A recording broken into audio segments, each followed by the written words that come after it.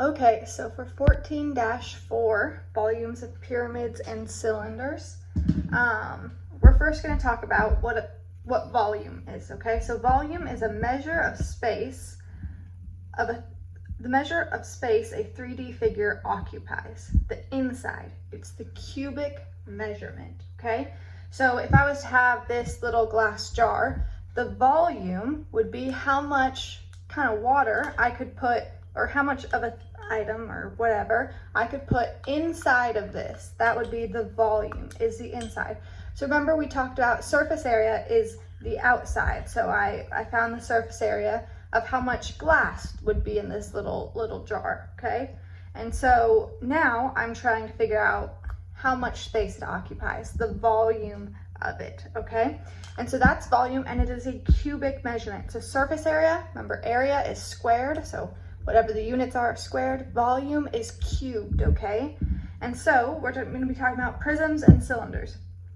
Now remember, for base, capital B base means the area of the 2D base. So if the base of this cylinder is this circle on the bottom, capital B base would be the area of this circle, okay? So it would be pi r squared would be the area of this base, okay?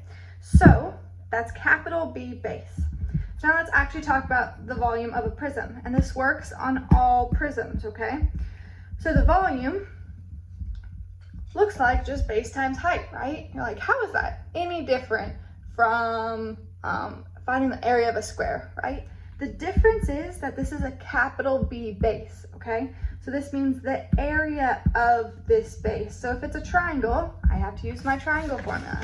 Area equals 1/2 the base of that triangle. I know we use base a lot, but the lowercase b base, so just one side times the height divided by 2, that would then give us the capital B base. And then we multiply it times height. Now you guys may be more familiar with this formula on a prism, such as a rectangular prism, where we do length times width times height. That is the exact same thing happening here on all prisms. The area of the base of a rectangular prism would be length times width, right? That's the area of a rectangle. And then we multiply it by the height. So these formulas are the same for volume. This one is just a more general formula, okay? And remember what makes a prism is that it has rectangular faces, and the bases can be anything as long as they're parallel. Any polygon, sorry, as long as they're parallel. And then last but not least, the volume of a cylinder. Once again, these are the exact same formula. It's just because what is our base on a cylinder? A circle, so we have to use the area of a circle, pi r squared times the height. This is actually very simple, even more simple than volume of a prism, in my opinion. I know I have a disdain for circles because I think they're special, but because they are special and have their own separate formula, this makes it easy. Remember, these units are units cubed. There are 3 units being multiplied together here, making it cubed, okay? And if this says to leave in terms of pi, we just do radius squared times height and then put pi next to it. If it says to actually round it, then we multiply by pi, okay? So that is volume of prisms and cylinders. Let me talk real quick about the textbook. So we have our example problems. Once again, those are on Pearson online. So then problems 1 through 11, okay? So 1 through 11, all you're doing is finding the volumes of these. Now for this triangle right here, 6 is not the capital B base, okay? 6 is that lowercase b base.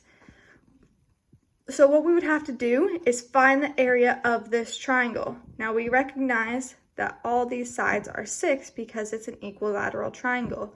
We could use stuff from 13-3 to help us to solve that. So you can look back at your 13-3 notes. We can use that to help us solve it. And multiple things on here. It's okay if the cylinder is slanted sideways as long as you're careful. That is a diameter, not a radius. So make sure you're using the radius for the formula. Rectangular prisms are very simple. Okay, for composite figures, all you do is you find the area of one shape, we're finding volume. Find the volume of one, find the volume of the other, add them together. Same thing here. Find the volume of the rectangular prism, find the volume of the half cylinder, so find the volume of the cylinder cut in half, add them together, okay? And that continues on for each of these. Now, if we're given the volume and asked to find the height, there is an example problem about that, okay? Oh, where'd it go? I will post which example problem it is. But we can find if we're given the volume and we're asked to find the height, we know our formula is pi r squared h. So now we're solving for h. We put v where v is. We put 3,240 pi here for pi. Sorry, I misspoke.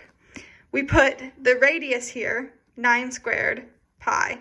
Now, here's the thing. Pi is in both our answer and this, so those will cancel out. We divide by the radius squared to find our height, okay? Sorry for the misspeaking there. But for the most part, it's pretty simple for finding volume of prisms and cylinders. Thank y'all.